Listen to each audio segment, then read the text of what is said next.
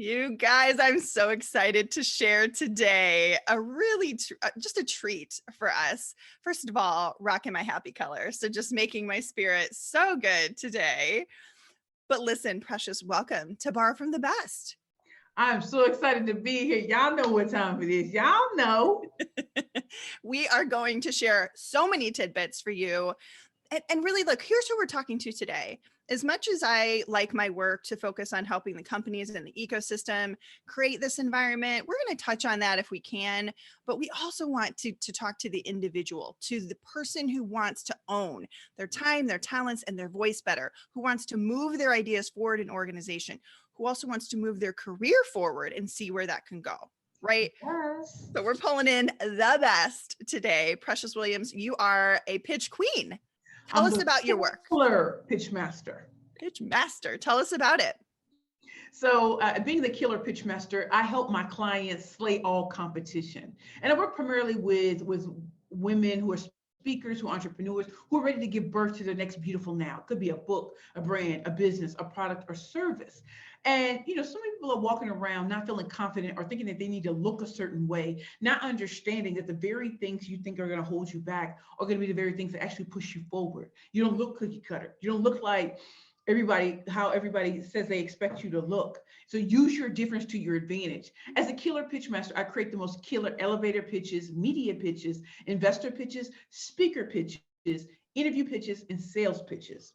And I know a lot of people work in corporate America, they work for foundations, they work for nonprofits, and they often have to create this noise and this buzz from within. And when it comes to pitching, one of the things that I love about pitching is it's not just for media, it's not just for investors, it's not just what you see on Shark Tank. It's something that we do on a daily basis. When you're speaking to a superior, or your superior speaking to a subordinate, if you are giving a presentation and you're at school as a student, those are all pitches. If you're speaking to someone else, that is a pitch. You want them interested in what you have to say and to go to the next level with you. So whether you're talking about that no good man and no good woman, that great opportunity, that bad opportunity, or just the way things are going on in your life, when you add strategy, cunning, and precision, and then bring in all the things that you think are wrong with you, you'll actually find out that they're more right.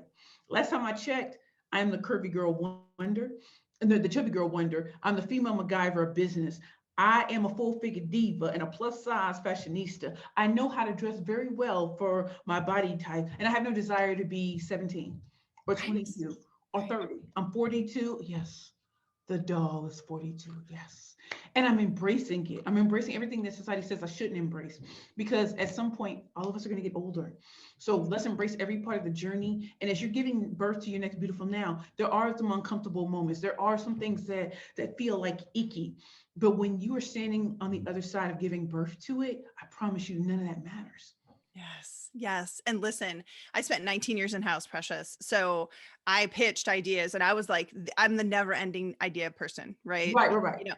Later I found out just a year ago, I'm neurodiverse. So I've got that ADHD brain who's just always going. I just thought that's how everybody thought. And not to just, but I feel like that too, right? I really feel like that. And it's through the power of focus. Mm-hmm. Like I've been able to do things, because we can get real scatterbrained, like, oh, what about this? It's like, can we see one of them through, which allows you to do other things, right? And we've all had clients that every day, great idea. And it's like, can we move forward one though? If it don't work, we can move on to other things. But a divided mind can't unify it to focus on the one, right? So when I was an attorney, I wanted to start Curvy Girls Lingerie.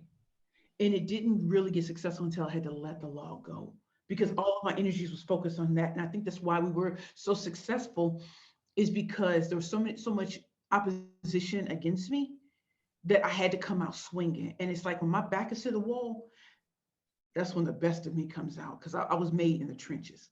I wasn't made and born with all the connections. I was made in the trenches, and I can always go back and claw my way. Yes. So what's your opinion then, Precious? Because I'll talk to people, these entrepreneurs in house, and I'll say, double down where you're at. Like just do the day job they hired for, but then start to look outside for opportunities.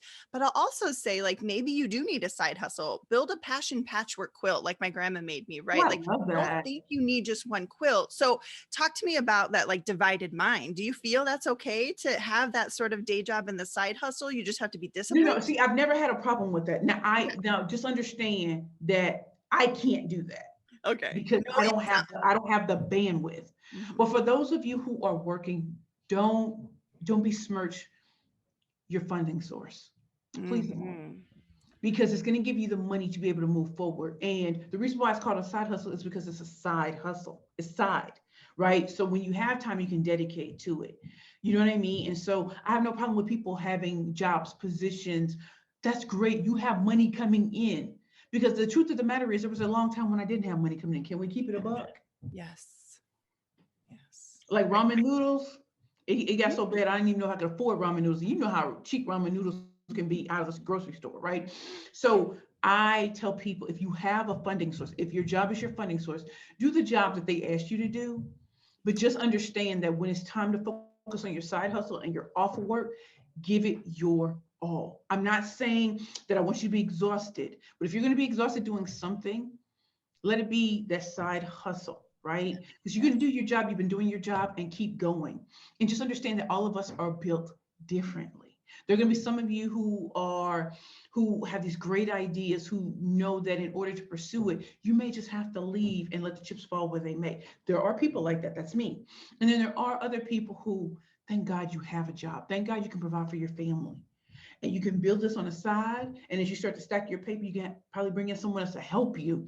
And then when you start to stack that paper good enough that you're able to leave that job, go. It's like that WWE song, theme song. They said, never look back and never think twice. Yes. So reflect on it. We're all built differently. And I find that there are two types. Some have to leave and go and get it. And some people have to, you know what, let me stack my money, make sure my family's taken care of. Let me have a year's worth of salary. And then they feel comfortable going. Remember, I don't have a family. Mhm. I don't have kids. I think it's great advice. I always say it's a yes and. If you're going to have a side hustle, it has to be a yes and. Or Yes. let's even put the side hustle apart. If you want to be a true entrepreneur who takes their blinders off and looks around the organization and says, I want to maximize my impact, it has to be a yes and. You have to do the job you were hired for. You And have to. the rest is gravy, right? That's just bonus because really, if we think about it, Precious, people who are in-house, people who even work from me, right? I have a 4-person team. If you work for a 5-person team or a 5,000 person, company, you get paid to learn and grow and get ready for your best next. What if we positioned it like that? Right. And I think that the way people look at entrepreneurship is that it's either or when it can be yes and, Mhm. right? And I Yes. love how you're doing that. A lot of people come up to me with these ideas of entrepreneurship and, chilling on yachts and stuff like that. And I'm like, first of all, I'm a 10-year overnight success. Can we talk about that? Yes. Can we talk about that? Yes. So again, I'm not 17 on TikTok. I'm 42. I don't know any 42-year-olds blowing up on TikTok or any of these younger social media platforms. So if my customers, my clients, my ideal prospects, they're not just sitting on TikTok all day. Why? Because they're out there making money. They're out there investing. They're out there strategizing and meeting with people. And so they can do TikToks at other times. And so, yes, and just realize that the stories that you're being told in the media and whatever is not telling you the full depth and breadth of entrepreneurship. It's not even telling you the full depth and breadth of entrepreneurships. Yeah. You're going to have times that are going to be stressful. You're going to have times when you have competing priorities and obligations. The truth of the matter is, most of us have been there and we live to tell the tale. It's part of that when we look back 80 years old I can look back at something I did when I was 39 and just be like, I made it through and look at me now. Yes. And it's a part of life, right? So what Yeah. doesn't kill you does make you stronger. And so when people come to you and they give you all excuses in the world, you're like, that's cute. I went through hell and back. And Yes. so because you can't, that has no bearing on me. And what you cannot do has no bearing on how high I can fly. Am I Mhm. right or wrong? You're going Yes, to you're have right. family and friends who don't understand you. You're going to even tell yourself, oh, what am I doing? But that's why we say that, God gave you a vision, your higher power, the universe, whatever you want to call Mhm. this higher power. Just understand they need no cosigner. So Mm. while you're looking for validation from everybody else, they're not going to give it to you because they have a limited view of their own lives. Yes. And so It's the one of reason the for the Killer Pitchmasters years ago, Queen, and you know this, years ago, and I'm a former attorney for those of you who don't know, I was told, just to stick to being stable. And I don't know about you, but stability is not that's not attractive to me. Mm-mm. I like flying by the seat of my pants at times. I like going into a situation where I know nothing and come out leading the pack. That's the beauty of having a soft skill of speaking and communication. So Yes. whereas I can't add, multiply, divide, calculus, physics, chemistry, what I can do is move through a room full of vultures and take it over. Mm.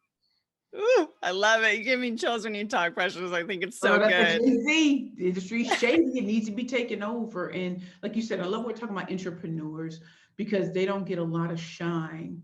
Mm-mm. And it's so many more of them than just entrepreneurs. It's entrepreneurs, those who have this dream and they Yes. want to see it out. Sometimes even your employer may want to see that play out, right? And so Mhm. then now you got probably a better money source.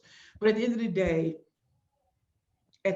day, the vision is yours to carry out. Yeah. How you see fit, go with it, and just know every day isn't perfect, but at least you're given another day to get it better and right.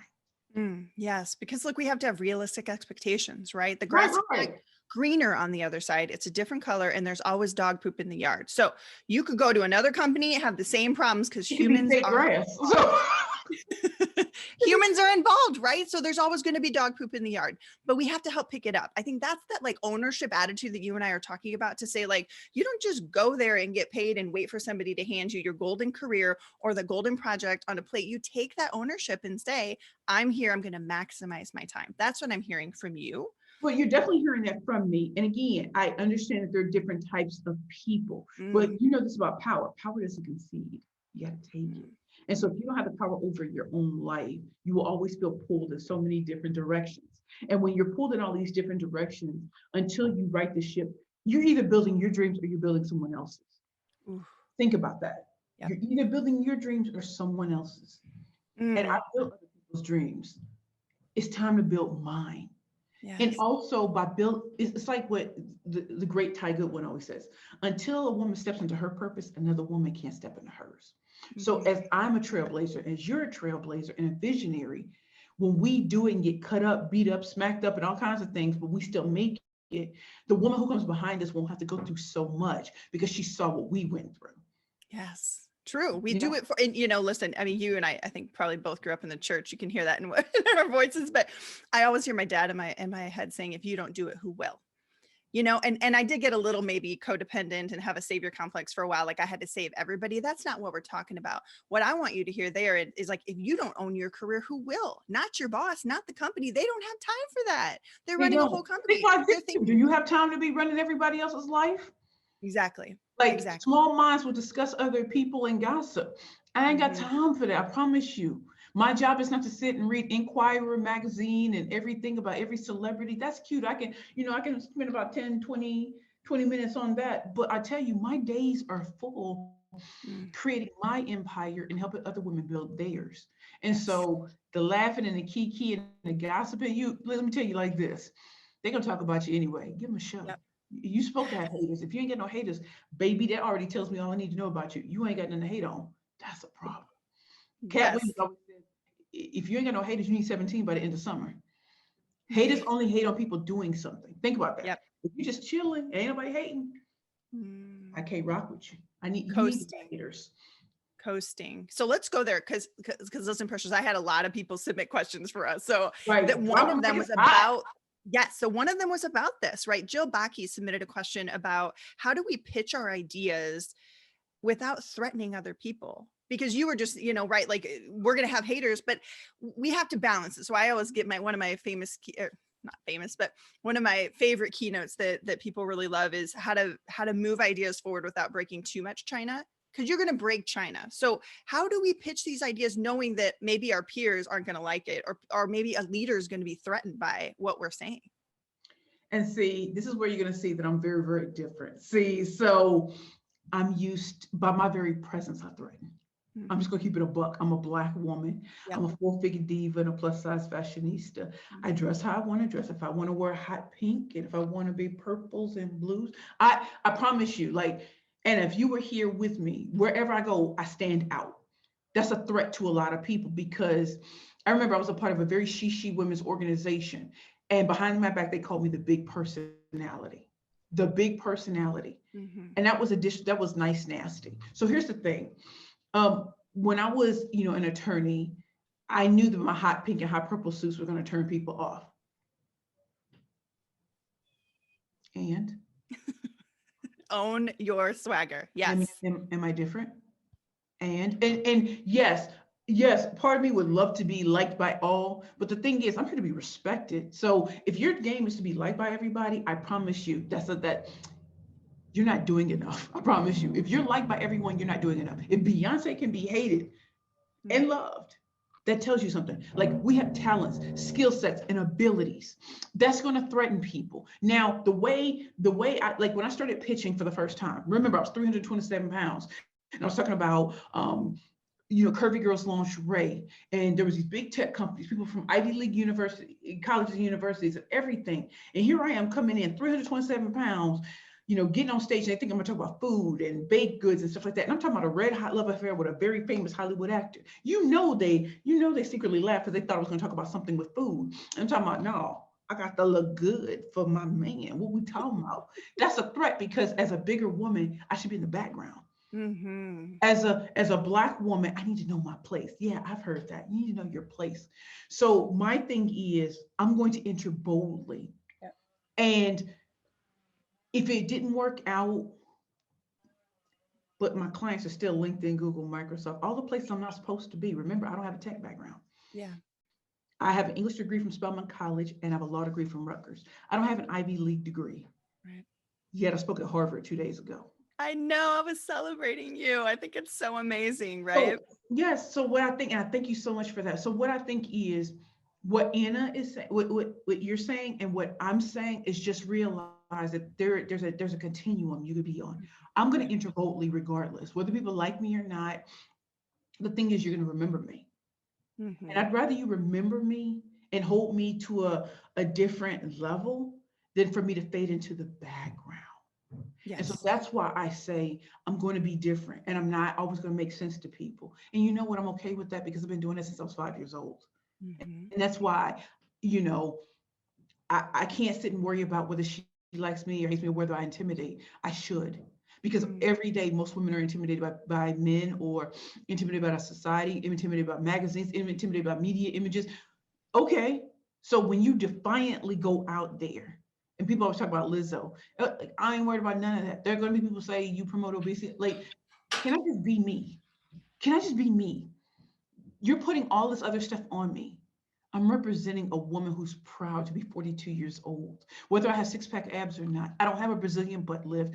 I don't have billions of dollars in the bank. So the most radical thing you can do is love yourself and push yourself and challenge yourself to defy how society sees you. Am I telling you it's going to be fun? No, but I asked a lot in the beginning, so I don't have to ask anymore now. The red carpet is laid out for me. So think about, what is it you really want to do? Do you want to be liked or do you want to be respected? Elon Musk, I promise you, doesn't worry about whether you like him. Mark Zuckerberg, the guy with Amazon, Sarah Bakley, Beyonce, Oprah, Eddie, none of them care whether you like them. Are you going to show up when they show out? You're going to dog them out and have other people? Listen, it's a game to play. What game are you playing, or are you being played? Trust and believe that. Yes. And I'm hearing a lot of like self-awareness, right? Number one predictor of success. Cornell University did that study. The more you know yourself, what you're good at and what you're not, and just enter that lane, right? Don't stay in your lane, but enter that lane with that swagger and that confidence. And even if you're introverted, right? So I got a question from Sarah Simmons, submitted a question, Precious, and she was saying for introverts and extroverts, whatever personality type, not all of us feel that confidence to come into and don't have high command, which is a strength. So even if you don't have high command, you can get to know what your strengths are, right? Are you an amazing listener and a good strategic mind? You might be the last one to talk and say 2 sentences in the room, but And they that's your all strength. quiet when you speak. They all quiet, like, Right. That's never been me. I fill up. that's never I'm been like, oh, me. I want to like. So But use you. I think, and also if you're an introvert or if you are the quiet one, be the quiet storm. Everybody's had outside the quiet storm. You don't hear nothing. I was like, it's like, whoa. Like, you ever met a quiet person? When they speak, I'm telling you, everybody gets quiet because they know it's about to be that, it's about to be that true tea. It's about the golden nuggets. Yes. So if you had to deal with me all day or both of us all day, that's a lot. So when the person comes in just quiet and unassuming, Mm-hmm. stands before you, and they're doing their own Tupac, all eyes on me, they're gonna make us big personalities mute. Yes. Yes. So you have to know that you do have a strength. Like, and again, when I started pitching, honestly, people didn't pitch like me, and so they were the boring or whatever. That's what ruled the day. And because you can imagine when I rolled in just loud, proud, and in charge, whether I had the confidence or not, I had to faith it, not fake it, faith it till I made it, and hold fast to that vision. And when I tell you, you can make doubters into believers. You have to keep going and you have to stay consistent. I don't ever want to. Do you think I want to hang with me all day? No. I want different flavors and textures. That's why God made this universe so different. There are not, flowers aren't the same. You got a red rose and a yellow rose. You got all this kind of stuff. Listen, I got on a gold like turban thing and I got on a green dress and then I had a nerd. Listen, I don't care if it matches. I felt like this today. And you know what? I think I'm looking like $1,000,000. Yeah. I think we're going to see more of that ownership of your individuality because of what we went through in 2020, I right? definitely think so. I definitely think so. And if you start noticing, you know how when you start to notice trends, like look at reality television.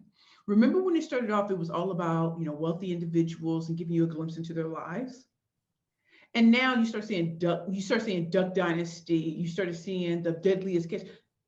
They aren't celebrities. These are people out, crab fishermen out there trying to get that money so they can Yeah. provide for their family for a full year. You start looking at Duck Dynasty, you start looking at like 16 and pregnant. When has that ever been glamorous? I honestly ask you that. When's that ever been glamorous? But those are more realistic stories because I honestly can't identify with taking a flight to Paris for lunch.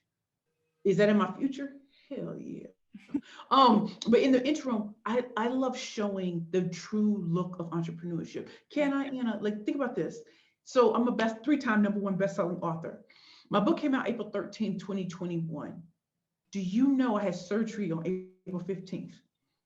Right after surgery, I was at the post office mailing off books.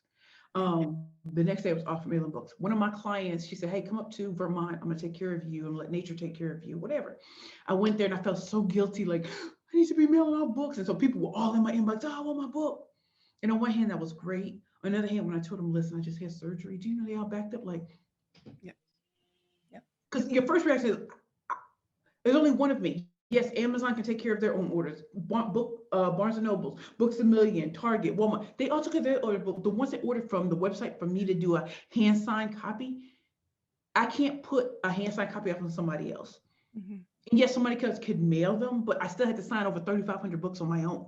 Wow. And when I came back, I was at the post office. You see that every day. You'll see me on LinkedIn 5 days a week. I'm at the post office. Is that someplace I always want to be? No. But let me tell you something. I take pride on showing what entrepreneurship truly looks like from the ground up. So you may see the glitz and glam when people buy it and they're taking pictures, but somebody had to make sure that happened. Mm-hmm. And that's one of the things that you can't see in entrepreneurship. It's more focused on the individual, but not showing you the true trajectory of how it happened. When you knew that I went through homelessness and a severe alcoholic to being clean and sober over 4 years, to walking away from homelessness and now living in a 2-bedroom apartment by myself in Brooklyn, riddle me that. That comes from that work and that grit and that determination. And so there's no one who can give that to me. There's no one when people said, oh, you're washed up and you're done because I felt so far. I had to dig my way out of it. And that's why I think pitching is so awesome, because it's not about putting on airs. It's not about being someone else. It's about showing that God blessed me with a talent. And by hook or by crook, I'm not going to be a guru faking you out and just giving you platitudes. I'm going to show you when they said I couldn't do it, when those doors shut, and they shut for everyone. There's doors to shut for you. Yep. What's another door you haven't been paying attention to? When the big gurus say no, what's your next move? Yes. Remember, this is a game. Yeah.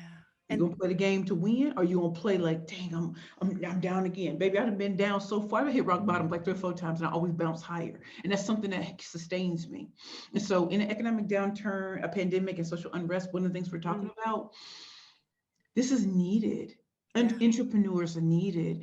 People who are doing something kind of cool and different, that's needed, because the old things aren't working. Yes. Stop showing up in this antiquated system and accepting it. Right. You don't have to accept that. We can be part of the change. We don't have I don't have a Brazilian butt lift, and I was looking at some of that stuff. I was like, yeah, no. Right. What God has given me at 42, we're gonna make it work. Yes. We say, make it work. Yes. So be part of that change, step up. And one of the things I'm hearing from you, Precious, is this sense of knowing your strengths and leveraging those fully, right? Because that's what I talk about. Whether, they're going to see us and they're like, oh, look at those big extroverted energy. Yeah, they always think that. It's no. Like, look at Mark Petrie on LinkedIn. Like, go to who you are and maximize that. So, I want to go back to Sarah's question, because she talked about extroverts and introverts. And then she asked, regardless of that, if you're scared of the no, what do you do? Because I think fear is a big part of why both entrepreneurs, but let's talk about intrapreneurs, we sort of sit there, right? Like, oh, what are my peers going to think? What's that leader going to think? How am I going to do this? How do we prepare for the no? Because I will tell you right away, as an entrepreneur for 19 years, not all my ideas went. Why would they? They can't accept everybody's ideas, but I kept pitching. So what do we do to sort of get ready for that no and overcome that? Well, I think at one point, I think that they always say, well, it takes 100 no's to get to that yes. Yeah. Maybe it'll take 87. Maybe it'll take 17. I can't lie to you and tell you that I don't have fear when I introduce things, right? When I wrote my first book, I was kind of hoping 2 people would buy. Yeah. And it was number 1. I was like, I didn't do any marketing. I did nothing, right? And so when I look back over my life, I can see a track record of success. And then if it didn't work out, what did I learn? It's like Rihanna's tattoo, never a mistake, always a lesson. Yeah. So what lesson was I supposed to learn? I'm having my first real live event on May 22nd in Brooklyn. It's gonna be live and virtual. It's called True Tea Time with Precious. Of course there's fear, of course there's all this sort of thing, but I gotta do it. Yeah. I gotta do it. I gotta do it, not for everybody else, but I gotta do it for me. Yes. I gotta be the pitching president and the client, so if I'm gonna show you, I'm never gonna, the one thing I want people to know is you being afraid doesn't stop time from moving forward. Yes. It just doesn't. So I would rather you do something than us laugh in a rocking chair trying to drink a Shirley Temple and talk about, girl, you remember when I did that? Girl, yeah. Girl, it was a nightmare, but it was funny though. You know what I mean? Because you learn. So you know you're gonna learn. Yeah. You learn and you get to share that with other people. That's why, when you remember being 16, 17. So my grandparents raised me from 15 to 18 before I went off to college, right in Atlanta. And if I could tell you the stories they used to tell me over and over and over again, I wish I could hear those today, right? My first boyfriend telling me that man gonna kill you, he's jealous. Yes, that almost did happen, and just if I had listened more and not thought I knew too much, but that's the folly of being young. And we have to remember that with our young people. So you can tell young people they should need to act in their 40s. They're 19. Yeah. That's an unrealistic expectation. You remember how ridiculous you were? I can tell you I was so ridiculous of the silliness that I did. Let them live through it. But I look back and my grandparents had the wisdom because they had been through it. Maybe not, maybe my grandmother, maybe I'm the first person in my family with a college degree and I have a law degree, a professional degree. No one in my family has either of those, right? So there were things that I encountered, but there were things I look back that my grandparents were trying to set me up, even though they hadn't been there. They had been in situations where they were the only. They've been in situations where they had to just by hook or by crook and do it. And so when I look back, they were trying to teach me things that only came up later as I got older.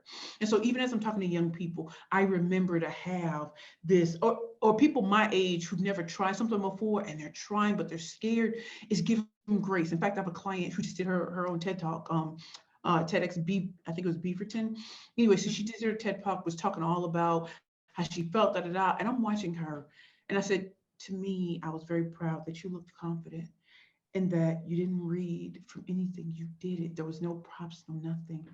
I said, so while you're sitting up here berating yourself, you should have sounded like this. Your daughter is just in the hospital. Give it up that your coach has never had a TED Talk or a TEDx. I've never. Right. Give it up to your people who would kill for that opportunity to be in your space. And also, can we give it up that no matter what happened, you got up on that stage and you kicked butt. Yeah. So you can sit here all day and say, under perfect conditions, you'll never have that. You're a Yes. mother, you're a woman, you're a worker, you're this and that. You're not going to have the perfect conditions. So stop acting like you have to be perfect. You have to do things, you have to iterate and pivot. That's the name of the game. I'm sure Facebook didn't start off to be what it is today, but they iterated, they pivoted. I mean, there's no more MySpace. Mm-hmm.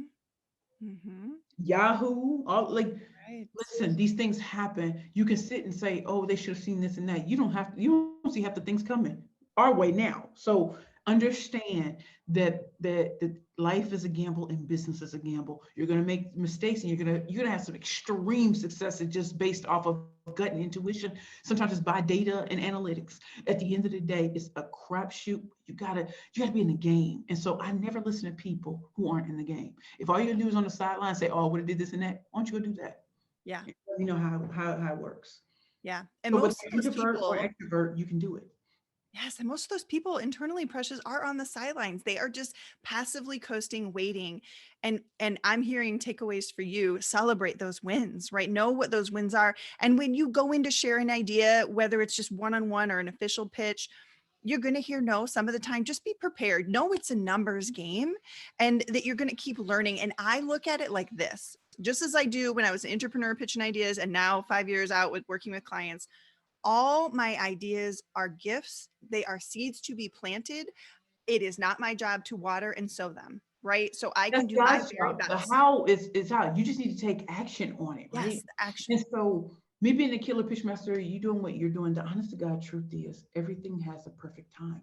Yes. So I used to have this journal. It was Save a Success Journal, and you do everything in 90-minute Mm-hmm, spurts, right? mm-hmm, mm-hmm. And they were like planting seeds. Like I never thought I would be a corporate trainer, some of the biggest companies in the world, and I didn't send in formal proposals. Right. I've never done an RFP, never. So Mm-hmm. how am I getting in? By thinking very differently and utilizing my network to help me. And so when your back is against the wall, a lot of us will think it's a financial thing, and that's not what it is. A lot of times it's not.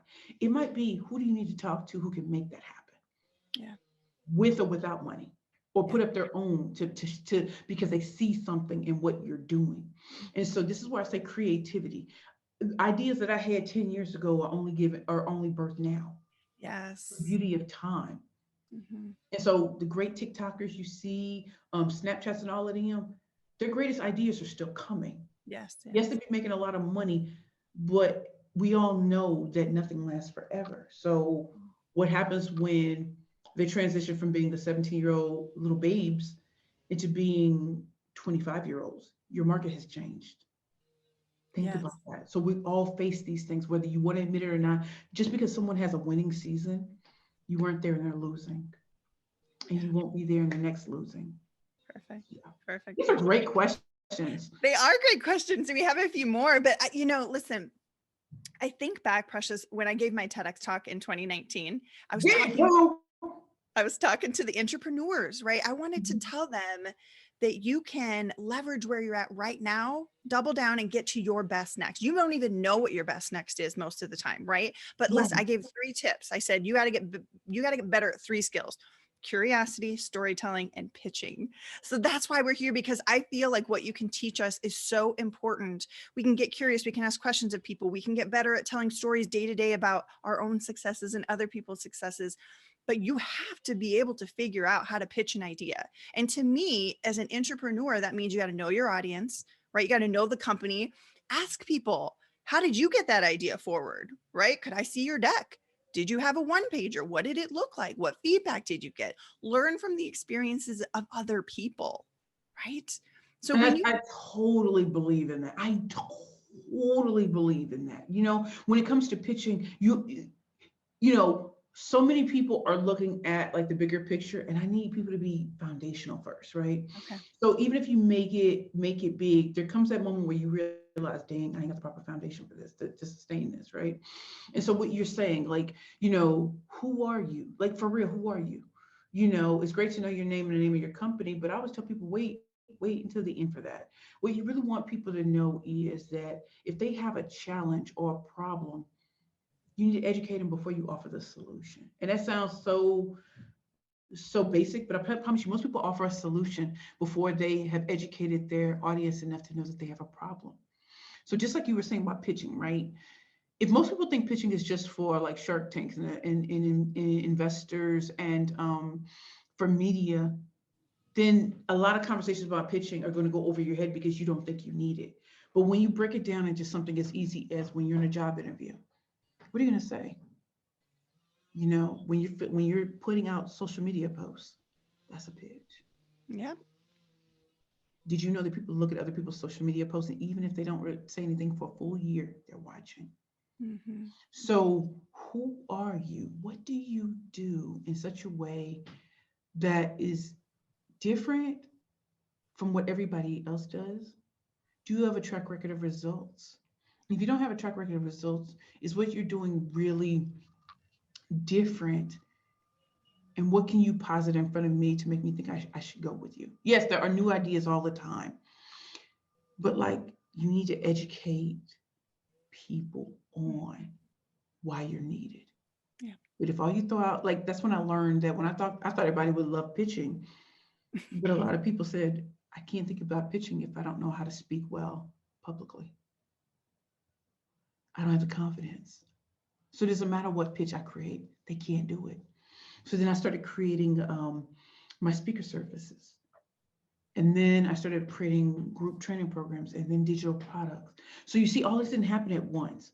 Yeah. You may have a great idea, but there might be some steps that need to happen beforehand. And I only learned that from one day I was just asking, just put things on randomly on questions on the internet, and people were letting me know. And that told me, dang, just because I have a frame of reference and I can do it well, most people can't. So what are the steps they need before we get into pitching? Yeah. So far for you, I've heard self-awareness. You got to know yourself, know that Which is foundation. still taking time. We're still all works in progress. Yes. And also, when you talk about knowing yourself, as great as I know myself, it takes someone like you or another trusted friend to see things that I can't see in myself. So you might say, "Oh, she's a great teacher and a trainer." Another friend might be like, "But she's so intuitive to see. She can hear what you're saying and what you're not, and speak to what you're not talking about." You see how different that is? Yeah. Yes, I can talk all day about pitching, but when companies and corporations and organizations or the executive directors are like, well, you hear what we're not saying and you speak to that even more. That's a gift and a skill set.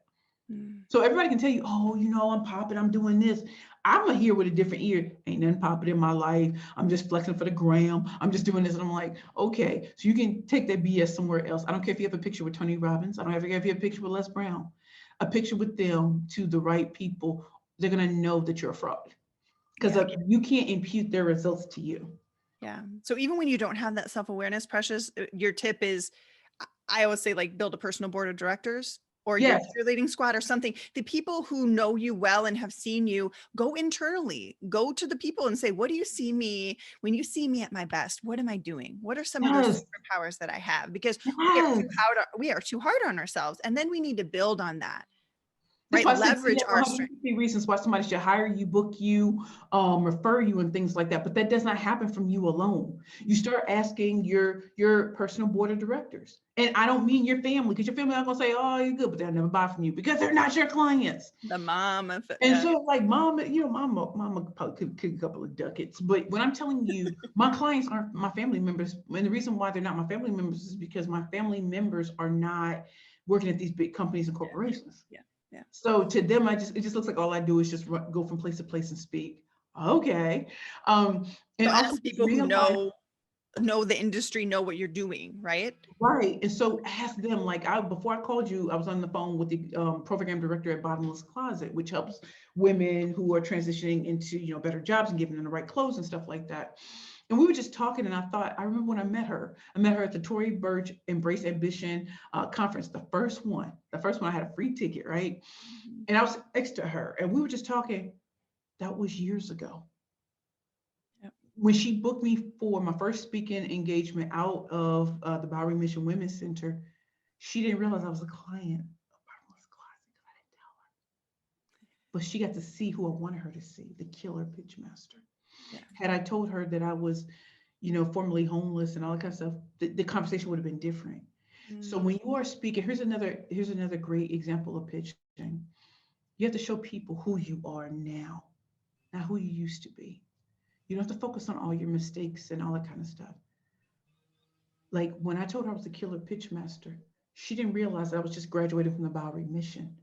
I didn't need her to see who I used to be. I didn't even need her to see me before I graduated. I needed her to know that I'm confident I'm the Killer Pitchmaster.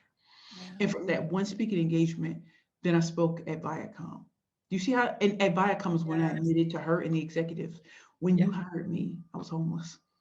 Wow. So timing of the story, timing of what you share, really important too, right? And Yes, and remember, not every story is for every organization or person, right? So I can't go on a LinkedIn and talk about, the treasures of my past. That's not why they're hiring me. They're hiring me to focus on some of the business challenges that I were able to overcome. That stuff you heard is personal. And that works with Bottomless Closet because they help women get to their next. So when I'm speaking at companies and corporations, they're focused on, I was in Forbes magazine, 3-time #1 best-selling author, 13-time national elevator pitch champion, just shot a commercial for MasterCard, just did a day in the life at LinkedIn, spoke for 4 minutes and 17 seconds and got booked all over different departments in LinkedIn. They want to know, how did they get into Microsoft and Google, Intuit QuickBooks and Federal Reserve Bank? Remember, do I look like someone who's at the Federal Reserve Bank? No, but my talent belongs there too. Yeah. They don't need, so certain stories are for different organizations, which is why your pitches have to be, you have to know and study your audience. Yeah. So if you're brought in for pitching or you're brought in for internal, external communications, one of the things that LinkedIn has been bringing me in for is boundaries, communicating boundaries. That I think that's one of the most wonderful things I've ever heard in my life. So if someone doesn't work on the weekends or they don't work in this particular time, being able to assert that and offer a different time that they can speak and have that be respected. Yep. How do you motivate yourself to have a conversation with the CEO or your superior? Yes. Think about the things I'm being brought into. So yes, I started off as an attorney who became a lingerie entrepreneur, who turned into the Killer Pitchmaster, who turned into a corporate trainer, who turned into a 3-time #1 best-selling author, who turned into a media personality, who turned into an international professional speaker. Think about all the things that I was able to do in 10 years. Yep. And to me, Precious, regardless of entrepreneur or intrapreneur, when I listen to your story, and this is what I really want people to understand, is that it is about ownership. Yes. It is about saying, this is my life. These are my strengths. This is my time. This is my talent. I'm going to choose to work for you, said company, said leader, and I'm going to maximize my impact while I'm here. But this has got to be a mutual arrangement. I'm going to double down and put a lot in. I'm going to expect a lot back. That's what I'm talking about here. That's what I want to see, the shift individually. And when we can get that individually, and all of these people are doing that, and they're raising up after the hell of a 2020 that we had, and they're taking ownership of their career, we are going to see better work, better life. You are so right. It helps with productivity and actually knowing that you can assert yourself. Like what you're talking about is being assertive, not just, not aggressive, like, no. And what you're also saying is when you assert your power, your energy, your intellect, you will make people respect you even if they don't like you. Yes. Because they know who they're dealing with.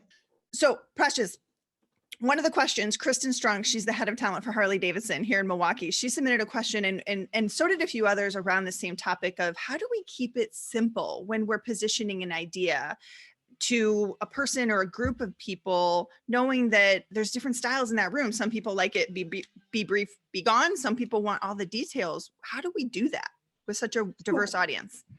And I love that question. So I liken a pitch to this, or I like different communication styles to this. So you ever met someone who knew how to cook really well, and then it might be your grandmother, might be your mom, might be your boyfriend, your husband, your whatever. A And husband you for go over sure. there, okay, so your husband, it's the holidays, so you know he's about to go ham and cheese, peanut butter and jelly. You in the house, you smelling the odoriferous emanations. You're like, oh, I'm about to go hard.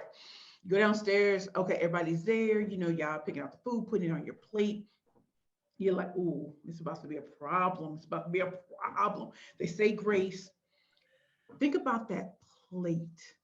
Mm, Is your business, your book, your brand, your product, your service. That's the totality of it all. mm, The first fork, that first juicy morsel is your pitch. mm. Think about it like this. In a pitch, your job is to entice them and make them want to learn more. That's why you don't give up everything.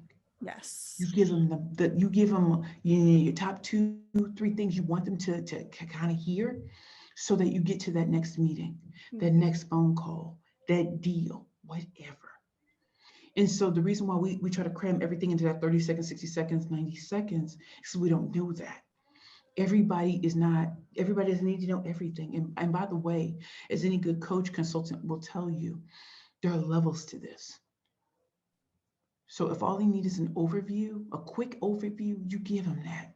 Yeah. And then you anticipate questions, which really makes you stand out, Mhm. right? Yes. So remember, a pitch is a juicy morsel, an enticement of more to come. So when you eat that first bite, you like, oh man, it's about to be a problem now. It's supposed to be. Yeah. You're supposed to get to be asked questions. If you give them everything, you will overwhelm and you will lose it. I promise you. Yeah. Because when people are inundated with way too much, it's like that's why, as a killer pitch master, I can't tell you everything that I have done in these last 10 years. Mhm. You're only concerned with pitching, whether it's for Shark Tank, whether it's for media, whether it's to get the job of your dreams, whether it's if you're a speaker who's tired of speaking for free, you want to be book busy and paid. Those are different audiences I need to speak to, so I have to speak to their different challenges. And Mhm. so if you're giving a presentation in front of a lot of different personalities, remember to go back to the basics.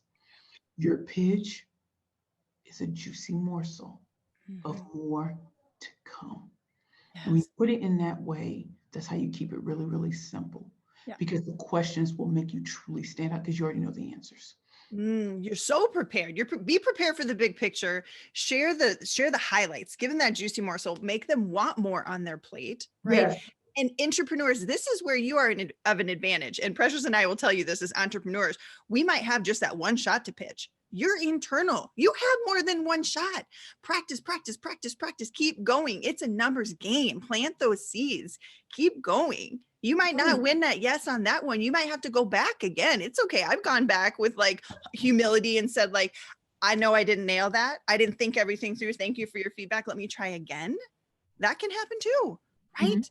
But mhm. that confidence, Precious, I think you've given us so many gifts today and encouragement of owning our talents, owning our uniqueness, applying them in impactful ways for ourselves and for other people, and Yes. really honing in on those ideas and planting those seeds. I'm so grateful for your time. I'm so grateful you are the killer pitch master and you have joined us today to help, I think, the individual entrepreneurs, but the ecosystem listen up to how we're talking about people, because this is like the baby birds. As much as those baby birds need that nurturing, right? And they can like thrive on their own.